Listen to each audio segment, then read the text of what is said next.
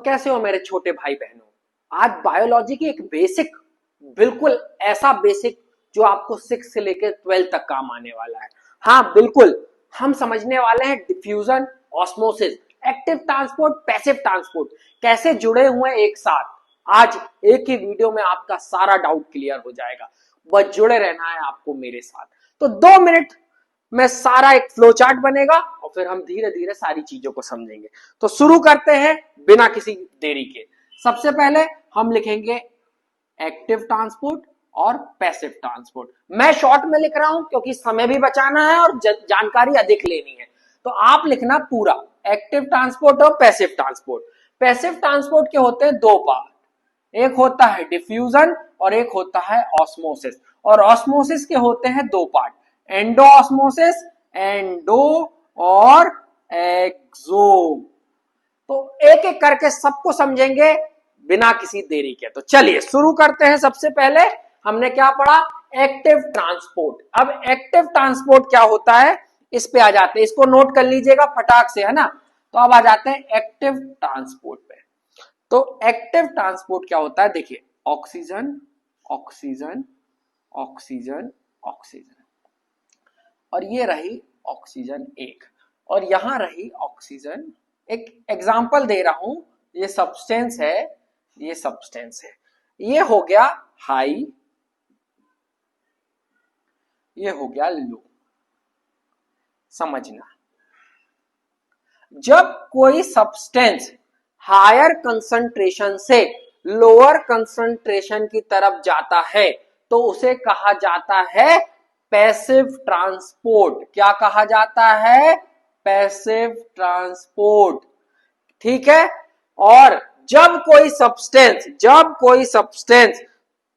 Lower concentration से higher concentration जाता है तो उसको कहा जाता है एक्टिव ट्रांसपोर्ट। क्लियर है। जब आपका कोई सब्सटेंस लोअर कंसंट्रेशन से हायर कंसंट्रेशन से लोअर जाता है तो पैसिव, और लोअर से हायर जाता है तो एक्टिव। क्लियर है। अब इसको समझने के लिए आपको दिक्कत नहीं करनी। मान लो आपके पास 100 रुपए है। जब आपके पास 100 रुपए है तो आपको किसी को 1 रुपए देना है, तो आपको कोई दिक्कत होगी क्या, नहीं होगी। तो आपको किसी को 100 में से 1 रुपए देने में कोई एनर्जी लगेगी, नहीं लगेगी। तो पैसिव ट्रांसपोर्ट के लिए एनर्जी नहीं चाहिए होती है। पैसिव ट्रांसपोर्ट के लिए एनर्जी नहीं चाहिए।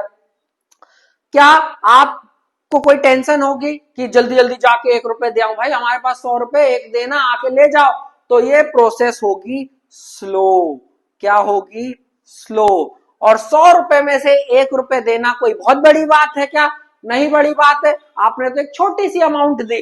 तो पैसिव ट्रांसपोर्ट हमेशा स्मॉल मॉलिक्यूल और वाटर मॉलिक्यूल्स करते हैं, वाटर। क्लियर है ये मेरी बात आपको। तो जब हायर कंसंट्रेशन से लोअर कंसंट्रेशन की तरफ जाता है कोई सब्सटेंस तो क्या कहलाता है, कुछ नहीं कहलाता है, पैसिव ट्रांसपोर्ट कहलाता है। क्लियर।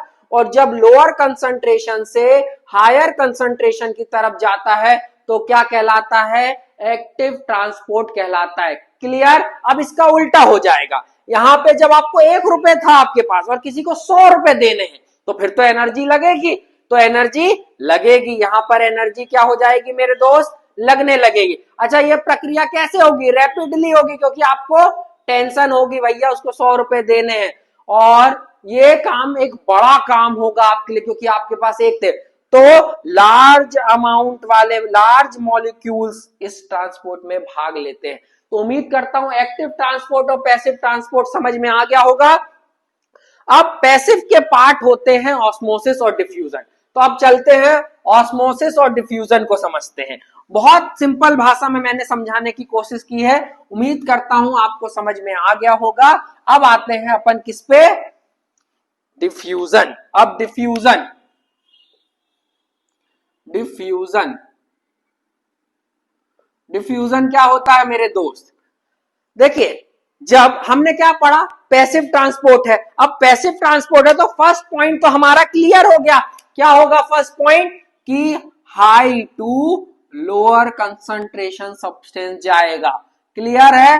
फर्स्ट पॉइंट डिफ्यूजन का क्या होगा? Higher to lower substance. पर दूसरा पॉइंट क्या होगा? ये किस में होता है? तो ये लिक्विड में भी हो सकता है, गैस में भी हो सकता है, और कभी कभी सॉलिड में भी हो सकता है। क्लियर है? पर मेन पॉइंट, की पॉइंट जो है बेटा इसका, कि इसमें सेलेक्टिव परमेबल मेम्ब्रेन का कोई काम नहीं होता। सेलेक्टिव परमेबल मेम्ब्रेन का कोई काम नहीं होता। लिख लीजिएगा, सेलेक्टिव परमेबल मेम्ब्रेन का कोई काम नहीं होता, और ये तीनों अवस्थाओं में हो सकता है। सेलेक्टिव परमेबल मेम्ब्रेन का कोई काम नहीं होता। ये सबसे इंपॉर्टेंट पॉइंट है, लिख लो। अब आते हैं ऑस्मोसिस पर। तो ऑस्मोसिस जो होता है ये बहुत इंपॉर्टेंट है। ऑस्मोसिस जो होता है वो सिर्फ लिक्विड में होता है। किस में होता है? सिर्फ लिक्विड में होता है, और सेलेक्टिव परमेबल मेम्ब्रेन की प्रेजेंस में होता है। किसमें? सेलेक्टिव परमेबल मेम्ब्रेन की प्रेजेंस में होता है।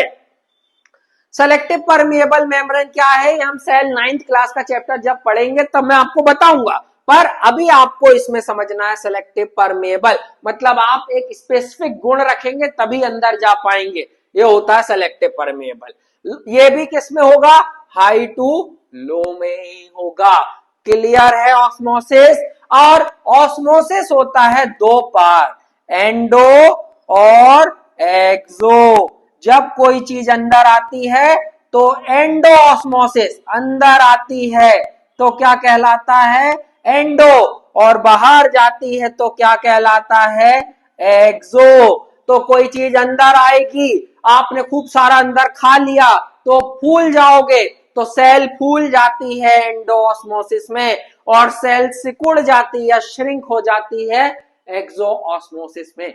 उम्मीद करता हूं ये लाइन आपको समझ में आई होगी और मजा आया होगा। ये कंसेप्ट 6 से लेके 12 तक के लिए बहुत इंपॉर्टेंट है। इसी तरीके की रील के लिए आप हमसे जुड़े रहिए, रील्स आई रही हैं और लॉन्ग वीडियो भी शुरू हो गए हैं, तो बने रहिए कलम से क्रांति के साथ। जय हिंद, जय भारत।